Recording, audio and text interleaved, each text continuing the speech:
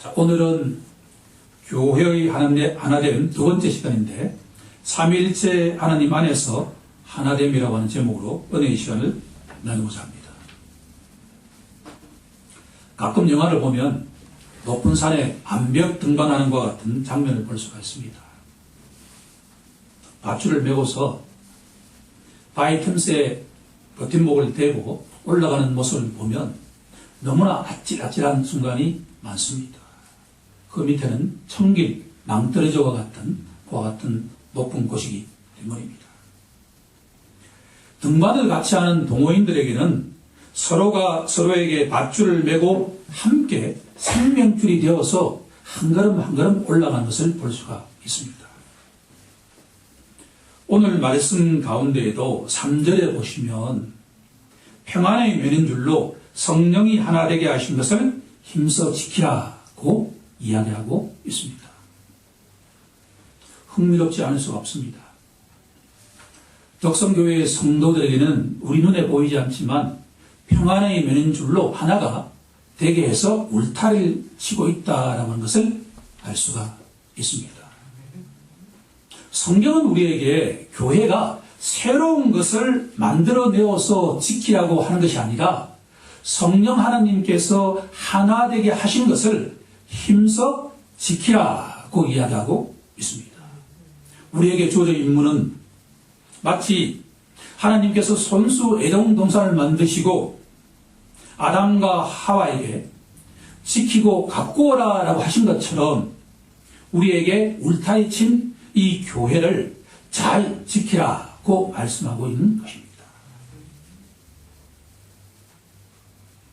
본문은 너무나 중요한 내용입니다. 교회는 하나가 되어야 된다라고 하는 것을 선포하고 있습니다.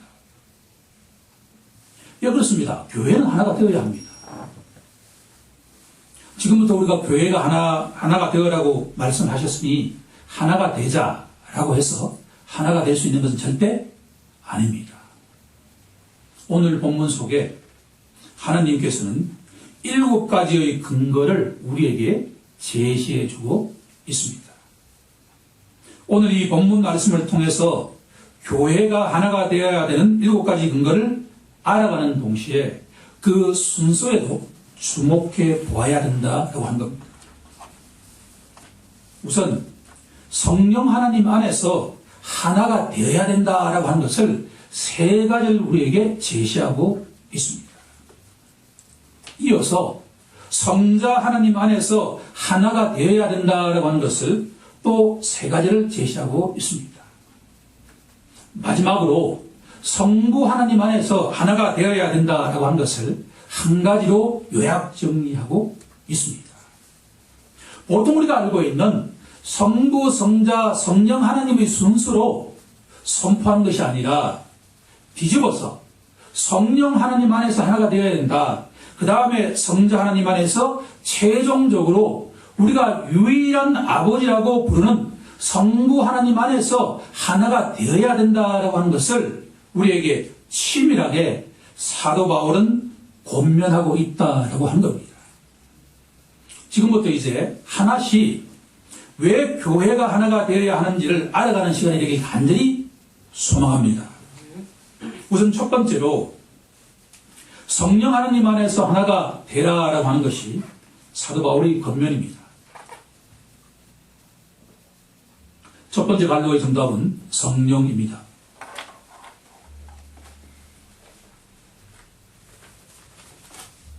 우리 함께 4절을 합독해 보도록 하겠습니다. 시작.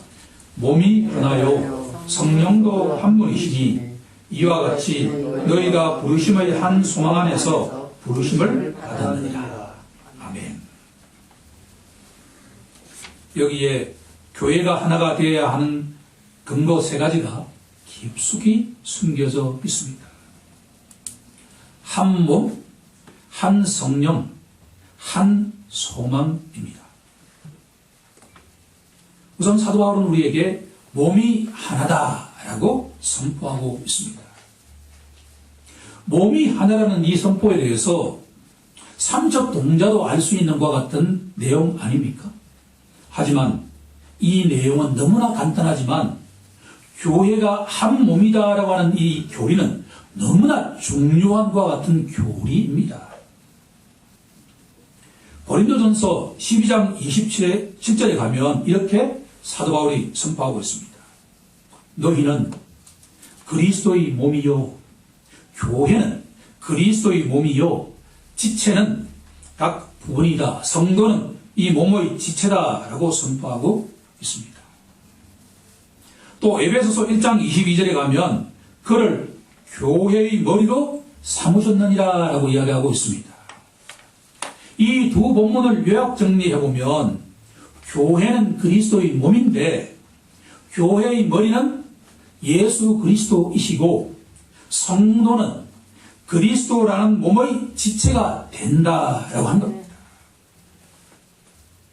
너무나 쉽게도 정확하게도 중요한 메시지를 우리에게 던지고 있습니다. 교회가 하나가 되어야 하는 성경적인 근거는 교회는 한 몸이고 성도는 그 몸의 수많은 지체되기 때문에 너희는 하나가 되어야 된다라고 한 겁니다.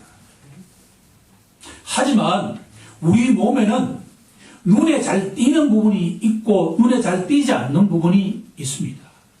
눈, 코, 귀, 입 같은 경우에는 누가 보더라도 눈에 띄지만 우리 몸속에는 수많은 눈에 띄지 않는 중요한 장기가 있다라고 합니다. 교회도 마찬가지입니다. 교회의 성도들은 어떤 직분에 따라서 어떤 역할에 따라서 모든 사람들 눈에 참 열심히 일한다고 인정받는 부분이 있다고 한다면 아무도 그것을 알아주지 못하지만 주님은 정확하게 그 교회에서 담당하고 있는 역할을 알아주는 것과 같은 지체들이 수없이 많다라고 하는 겁니다.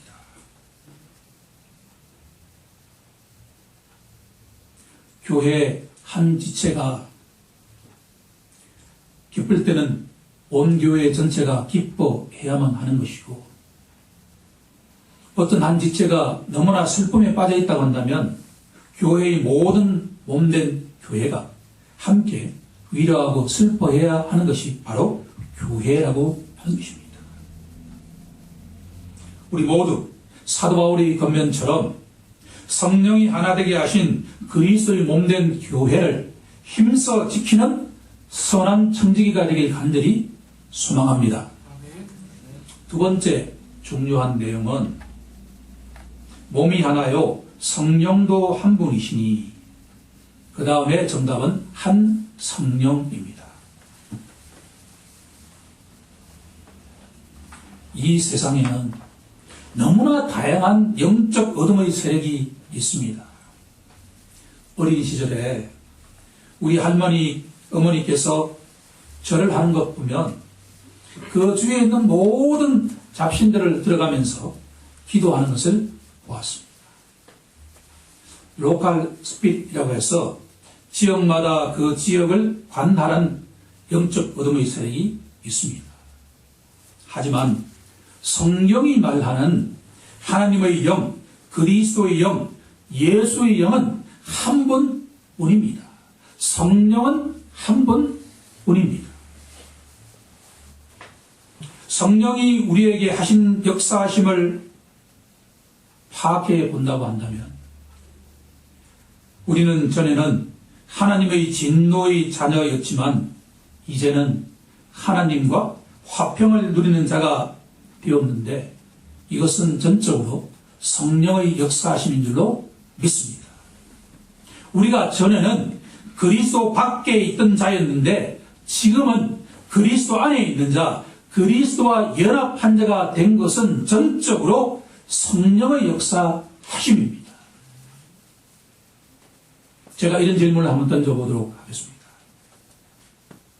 그리스도인을 어떻게 정의할 수가 있겠습니까? 라고 말입니다. 크리스찬은 우리가 보통 예수 믿는 자, 교회 다니는 자, 날마다 성경을 읽고 묵상하는 자 등으로 정의할 수가 있을 것입니다. 틀린 이야기는 절대 아닙니다.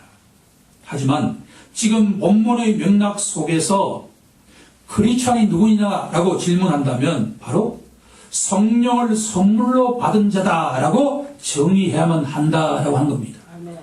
만약에 성령 하나님께서 계시지 않는 어떤 영혼도 그리스도인이라고 칭할 수가 없다라고 하는 겁니다. 만약에 저는 예수를 믿습니다. 저는 교회를 다닙니다. 저는 날마다 큐티를 합니다. 해도 이 순간 자기의 심령 속에 성령이 계신다고 고백하지 않는다고 한다면 그 사람은 절대로 하나님이 인정받지 않는 신자라고 하는 것을 명심하고 또 명심해야 될 것입니다. 성령께서 내 속에 계신다라고 고백하는 자가 진정 하나님이 인정하는 그리스도인이다라고 하는 것을 여기서 분명히 선포하고 있습니다. 이 세상에는 수많은 사람들이 예수를 믿지 않지만 지금까지 예수를 믿는다고 고백한 사람은 수없이 많습니다. 예수를 믿는다고 고백하는 사람의 공통점은 그 심령 속에 한 성령이 내주에 계신다라고 하는 점에서 공통점이 있다라고 하는 겁니다. 초대교회의 기독교 신자들도 한 성령을 선물로 받고 성령의 인도함을 받았다고 한다면 지금 이 시간에 살아가는 기독교 신자 역시 성령을 선물로 받고 그분의 인도함을 받아가는 자가 바로 기독교 신자입니다. 에베소서 1장 13절은 이렇게 선포합니다. 그 안에서 너희도 진리의 말씀 곧 너희의 구원의 복음을 듣고 그 안에서 또한 믿어 약속의 성령으로 인치심을 받았느니라. 이 말씀을 풀이해 보면 우리 같은 한 영혼이 복음 전도자를 통해서 진리의 말씀을 듣고 난 다음에 그 말씀을 온전하게 믿으면 약속의 성령으로 인치심을 받는다라고 한 것이 사도 바울의 메시지입니다. 자신의 죄를 고백하고 예수님을 자신의 구세주와 주인으로 영접한 자에게는 그 누구라도 성령 하나님의 인치심을 받는다라고 하는 것입니다. 로마서 8장 9절은 우리에게 흥미롭게 그리스도인을 이렇게 정의하고 있습니다. 누구든지 그리스도의 영이 없으면 그리스도의 사람이 아니니라. 예, 그렇습니다. 그리스도의 영, 곧 성령이 없는 사람은 그리스도인이라고 불릴 자격이 없습니다.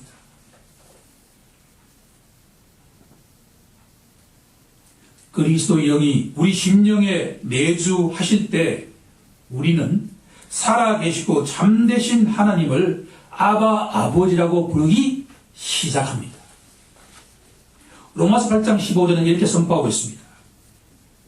너희는 다시 무서워하는 종의 영을 받지 아니하고 양자의 영을 받았으므로 우리가 아빠 아버지라고 부르짖느니라. 아멘. 기독교 신자에게 소망으로 다가오는 것은 성령께서 내 심령 속에 함께 하시기 때문에 시간이 지나감에 따라서 성화의 삶을 살지 않을 수가 없다라고 하는 겁니다.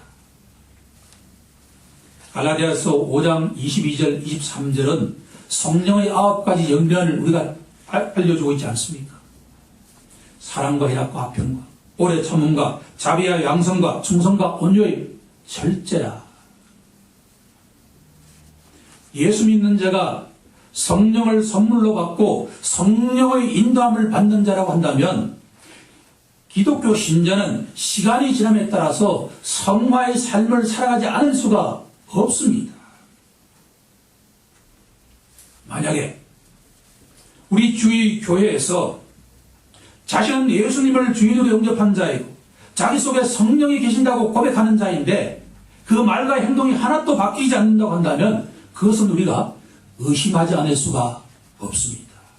내가 죽고 성령께서 나를 지배하신다 그러면 시간의 차이는 있지만 그 양의 차이는 있지만 날마다 조금씩 말과 행동이 주님처럼 변화되지 않을 수가 없다라고 하는 것이 성경의 메시지입니다. 여기서 우리가 소망이 있는 것이 아니겠습니까? 하나님께 의롭다고 칭함을 받는 자는 점점 성화의 삶을 살아가지 않을 수 없다라고 하는 것이 한 성령이 우리에게 역사하시는 것인 줄로 믿습니다.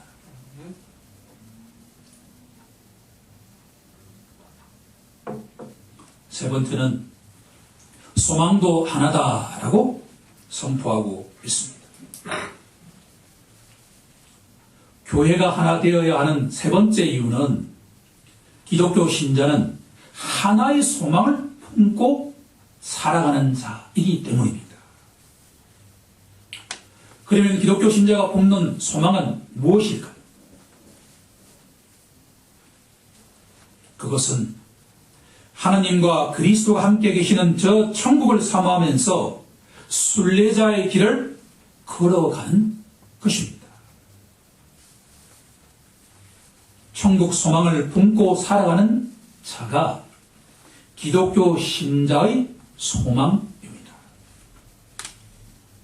전에는 우리가 이 땅의 것에만 집착하던 자가 이제는 더 나은 본향, 곧 하늘에 있는 것을 갈망하며 살아가는 자가 소망을 품고 살아가는 자입니다. 사도 바울은 골로새서 3장 2절에서 본향을 찾는 자의 삶을 이렇게 설명하고 있습니다. 너희는 위의 것을 생각하고 땅의 것을 생각하지 말라. 또한 사도 바울은 한 소망을 품고 살아가는 자는 다음과 같이 기도하기를 간절히 소망하고 있습니다. 에베소서 1장 18절을 보면 너희 마음의 눈을 밝히사 그의 부르심의 소망이 무엇인지를 알게 해 주옵소서. 우리는 날마다 살아계신 하나님께 우리 마음의 눈을 여셔서 이 땅에는 본향이 없다는 것을 깨닫게 하시고 저 천국에 우리의 본향이 있다는 것을 깨닫게 해달라고 기도하는 자가 되어야 할 것입니다. 왜냐하면 이 땅에는 너무나 즐거운 볼거리, 먹을거리가 많이 있기 때문입니다. 이상으로 세 가지 근거를 성령 하나님 안에서 찾을 수가 있었습니다. 교회가 하나가 되어야 하는 근본적인 이유는 그리스도의 몸된 교회가 하나이기 때문에 우리는 하나가 되어야 합니다. 어둠의 세력은 수없이 많이 있지만 하나님의 영이신 성령은 하나뿐이기 때문에 우리는 하나가 되어야 하고, 마지막으로 신자는 하나의 소망을 품고 있기 때문에 하나가 되어야 합니다. 이것이 4절을 통해서 사도 바울이 우리에게 권면하는 세 가지 내용입니다. 이제 두 번째 주제로 한번 나아가 보고자 합니다. 두 번째는 성자 하나님 안에서 하나가 되어야 한다라고 하는 겁니다. 두 번째 갈려의 정답은 성자입니다.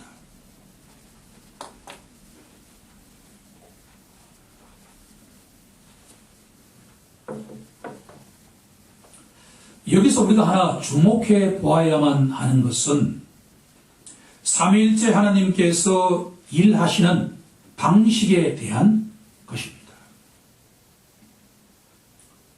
그리스도 밖에 있는 우리 같은 사람을 성령께서 인도하셔서 그리스도 안으로 한 몸이 되게 한 다음에 우리 같은 영혼을 누구에게 데리고 가냐 그러면 바로 성자 하나님 앞으로 데리고 간다라고 하는 겁니다.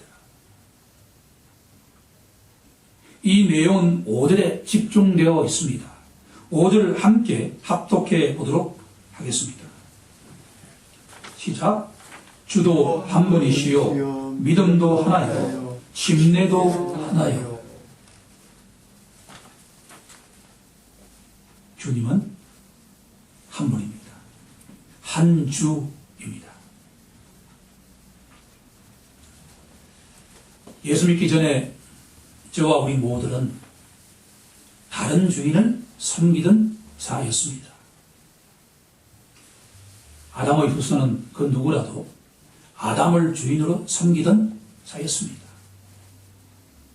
아담 배후에 있는 그 사탄 마귀를 주인으로 섬기던 자였습니다.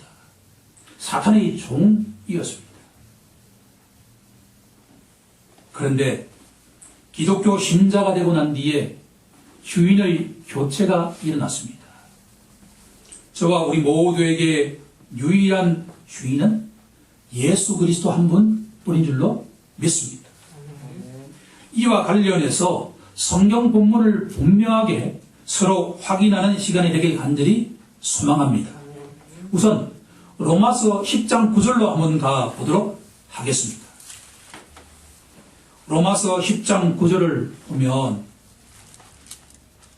내가 만일 내 입으로 예수를 주로 시인하며 또 하나님께서 그를 죽은 자 가운데 살리신 것을 내 마음에 믿으면 구원을 받으리라 고 선포하고 있습니다.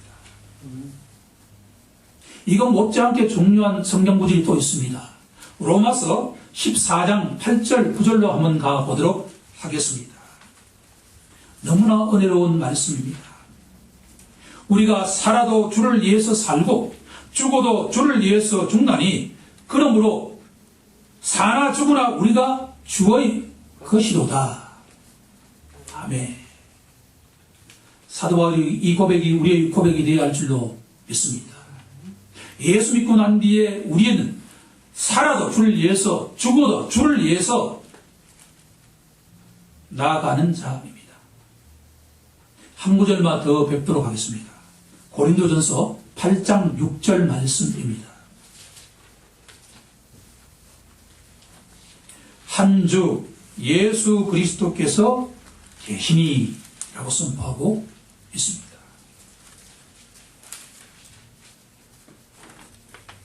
이 세 가지 말씀을 요약 정리한다고 한다면 신자에게 유일한 주인은 예수 그리스도 한 분이다 라고 하는 것을 삼점적으로 우리에게 증언하고 있습니다. 지금까지 수많은 믿음의 선조들이 신앙 고백을 했습니다. 사도 베드로는 마태복음 16장 16절에서 주는 그리스도시요 살아계신 하나님의 아들이시니이다 라고 고백했습니다. 의심이 많던 사도 도마는 요한복음 20장 28절에서 나의 주 나의 하나님이라고 고백을 했습니다. 그런데 지금까지 수많은 믿음의 선조들의 신앙 고백에서 공통적으로 발견할 수 있는 것이 하나가 있습니다. 그것은 성령의 역사하심이 아니고서는 어떤 영혼도 예수님을 자신의 주인이라고 고백할 수가 없다라고 하는 겁니다. 저는 오늘 고린도전서 12장 3절을 확인하고자 합니다. 너무나 중요한 본문입니다. 고린도전서 12장 3절로 한번 가보겠습니다. 이 성경 구절은 우리가 꼭 기억해 놓아야 할 구절입니다. 중반 이후를 보시면 또 성령으로 아니하고는 누구든지 예수를 주시라 할 수 없느니라. 아멘. 만약 우리 가운데 예수님은 나의 주인입니다 라고 고백하는 순간에 내 속에는 눈에 보이지 않지만 누가 역사하고 있느냐 그러면 성령께서 그 모든 것을 깨닫게 하고 예수님의 나의 구세주와 주인으로 영접하게 했다라고 하는 겁니다.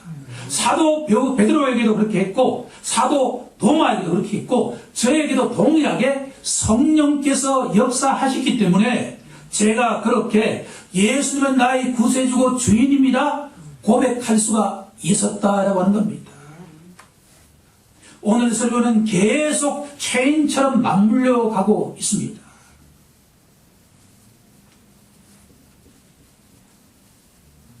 성령의 역사하심이 그만큼 중요하다는 것을 사도 바울은 계속 우리에게 강조하고 또 강조하고 있습니다.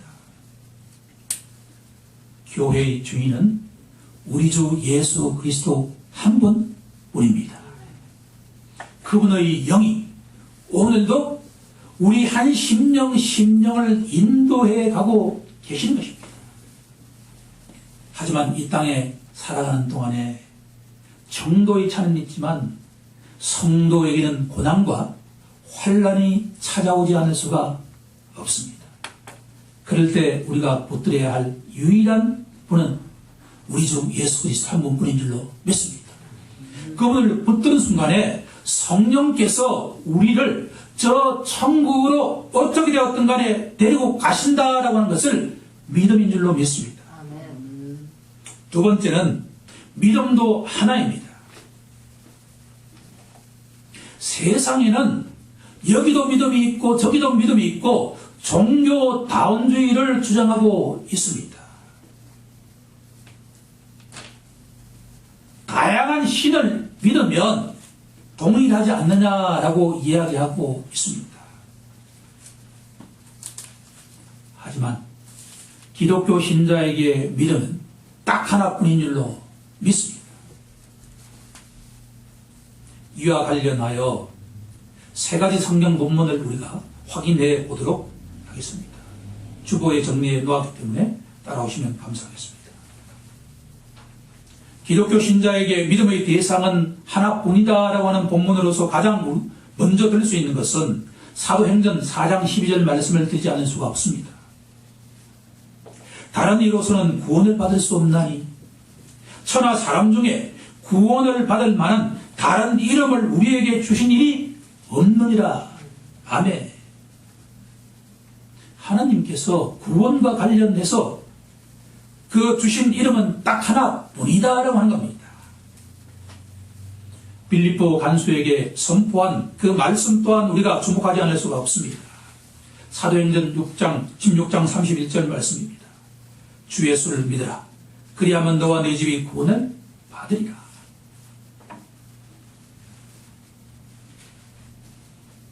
세 번째로 오늘 강조하고자 하는 본문의 말씀은 요한복음 20장 31절 말씀입니다. 너무나 중요한 말씀입니다. 오직 이것을 기록함은 너희로 예수께서 하나님의 아들 그리스도이심을 믿게 하려 함이요 또 너희로 믿고 그 이름을 힘입어 생명 곧 영생을 얻게 하려 하심이니라. 성경의 모든 결론이 한 구절에 다 집약되어 있습니다. 기독교 신자에게 믿음의 대상은 하나님의 아들이신 예수 그리스도 한 분뿐입니다. 그런데 그분을 우리가 믿어야 하는 이유는 그분을 믿는 순간에 우리에게 영원한 생명이 보장되기 때문입니다.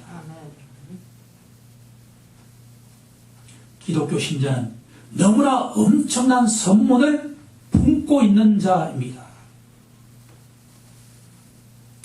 우리의 삶은 백세가 되든 천세가 되든 불처럼 지나가 버릴 것입니다. 하지만 하나님이 독생자께서 나의 죄와 허물을 위해서 십자가에 돌아가시고 부활하셨다라고 하는 것을 온전하게 믿는 자에게는 그 믿음으로 말미암아 영원한 생명이 보장되어 있다라는 것보다 더 큰 선물이 과연 있겠느냐라고 한 겁니다. 여섯 번째로 침례도 하나다라고 사도 바울은 우리에게 선포하고 있습니다. 침례는 신자가 그리스도의 몸과 연합되었다는 것을 외적으로 교회 공동체 앞에 드러내는 것입니다. 심내의 본질을 가장 잘 알려주는 성경 본문은 로마서 6장 3절 4절 말씀입니다. 벌써 1년이 되어가고 있습니다. 우리 교회의 첫 침례식을 행한 지도 그때 선포되었던 말씀입니다. 무릇 그리스도 예수와 합하여 침례를 받은 우리는 그의 죽으심과 합하여 침례를 받은 줄 알지 못하느냐. 그러므로 우리가 그의 죽으심과 합하여 침례를 받음으로 그와 함께 장사되었으니 이는 아버지의 영광으로 말미암아 그리스도를 죽은 자 가운데서 살리심과 같이 우리로 또한 새 생명 가운데 행하게 하려 함이라. 아멘. 여기서 물 아래로 내려간다는 것은 예수 그리스도와 함께 죽는다는 것이요, 물에 잠긴다는 것은 예수 그리스도와 함께 장사되었다는 것이요, 마지막으로 물 위로 올라온다는 것은 예수 그리스도와 함께 부활했다는 것을 상징하고 있습니다. 침례 의식은 그리스도와 함께 죽고 그리스도와 함께 장사되고 그리스도와 함께 부활했다는 것을 의미하고 있습니다.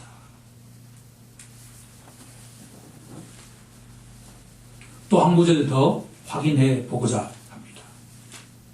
갈라디아서 3장 17절에 중요한 의미 있는 내용이 등장합니다. 누구든지 그리스도와 합하기 위하여 침례를 받은 자는 그리스도로 옷 입었느니라. 아멘.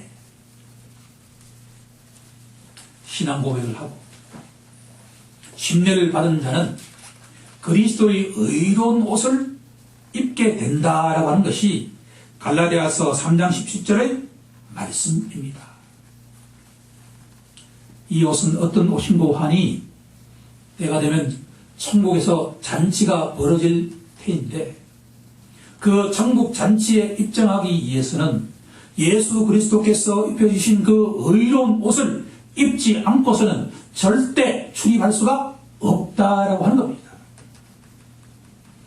예수님을 주로 고백하고 그분을 믿고 의지하면서 침례를 받은 자는 저 천국 잔치에 출입할 수 있는 티켓이 보장되어 있다라고 하는 것을 선포하고 있는 것입니다. 이상의 세 가지가 성자 하나님 안에서 교회가 하나 되어야 하는 세 가지의 근거를 알려주고 있습니다. 이제 마지막 한 가지 근거가 남아 있습니다.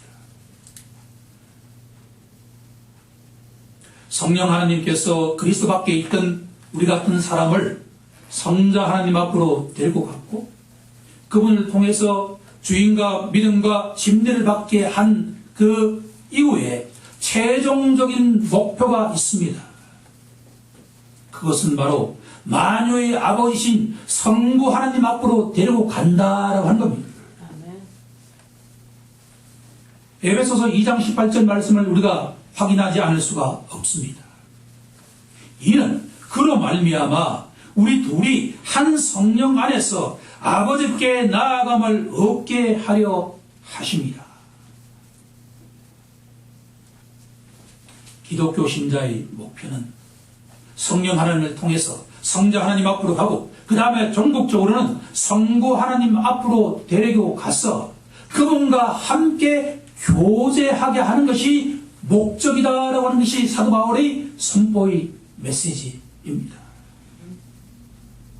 여기서 삼위일체 하나님은 동력의 산물로 우리들을 만나게 하시는 분입니다. 6절 함께 우리 합독해 보도록 하겠습니다. 시작. 하나님도 한 분이시니 곧 만유의 아버지시다. 만유 위에 계시고 만유를 통일하시고 만유 가운데 계시도다. 아멘.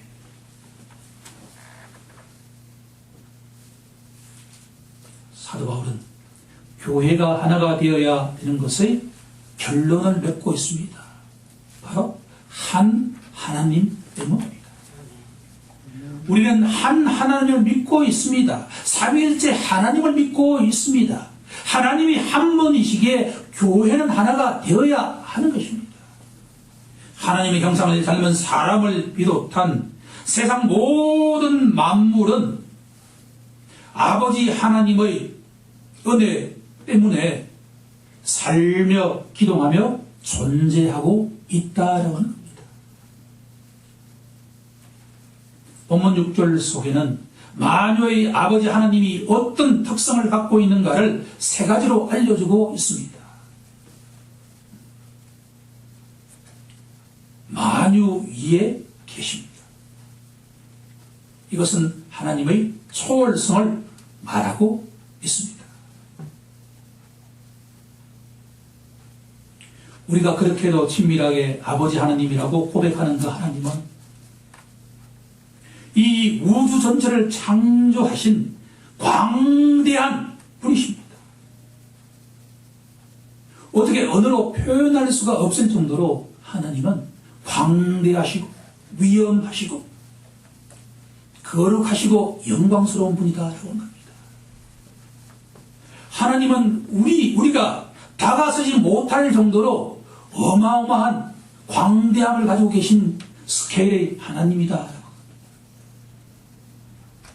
그런데 그 하나님께서 만유 안에 계신다라고 사도 바울은 선포하고 있습니다. 우리 속을 포함한 세상 모든 만물 속에 하나님은 내재해 계신다라고 하는 겁니다. 언어적으로 모순적입니다. 하나님은 초월적인 분인 동시에 하나님은 내재적인 분이다라고 하는 겁니다. 마지막으로 하나님께서는 만유 가운데 계시다라고 하는 겁니다. 통일성을 말하고 있습니다. 어디 하나 하나님이 계시지 않는 곳이 없다라고 하는 겁니다. 우리가 예수를 믿지 않을 때 하나님이 계시면 나보라라고 하는 말만큼 어리석은 말이 있겠습니까? 성령께서 우리에게 깨달음을 주셔서 우리가 아버지 하나님이라고 고백하는 이 하나님이 얼마나 거대한 분이다라고 하는 것을 깨닫는 은혜가 간절히 있길 소망합니다. 그러면 이 땅의 어떤 삶이라 하더라도 전국적으로는 우리가 저 아버지 하나님 앞으로 간다라고 하는 것을 믿는 순간에 그 모든 고난과 환난은 지나갈 것입니다. 시간의 문제입니다. 하루냐 이틀 그 차이지 우리에게는 살아계시고 참되신 하나님과 교제하는 순간이 온다라고 하는 것이 우리의 소망이 되어야 할 줄로 믿습니다. 그렇게 교회는 하나가 되어야 한다. 이제 말씀을 정리해 보고자 합니다. 지금까지 우리는 교회가 하나가 되어야 한다는 것의 7가지 근거를 찾았습니다. 교회가 하나가 되어야 한다는 것은 삼위일체 하나님의 동력의 산물입니다. 우리처럼 한때 그리스도 밖에 있던 진노의 자녀가 예수 그리스도라는 한 몸의 지체가 되고 한 소망을 품게 된 것은 성령 하나님 역사심 때문입니다. 성령의 역사가 없이는 어느 누구도 교회의 지체가 될 수가 없습니다. 우리는 한 영혼도 교회의 지체가 되게 할 수 있는 능력이 없는 무능한 자라는 것을 고백하는 시간이 되길 간절히 소망합니다. 전적으로 성령의 역사입니다. 기독교 신자에게 주인은 한 분뿐입니다. 우리가 믿고 의지하는 예수 그리스도, 그분이 우리의 유일한 주인이십니다. 우리는 그분을 구세주와 주인으로 영접하고 침례를 통해서 교회 공동체의 지체가 될 수가 있었습니다.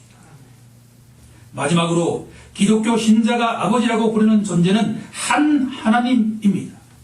만유의 통치자이시고 만유를 통일하시고 만유 안에 계시는 아버지 하나님 한 분을 찬송하는 것이 기독교 신자의 임무입니다. 우리 모두 평안의 맨줄로 성령이 하나 되게 하신 것을 힘써 지키길 우리 주 예수 그리스도의 이름으로 간절히 축원하옵나이다. 아멘.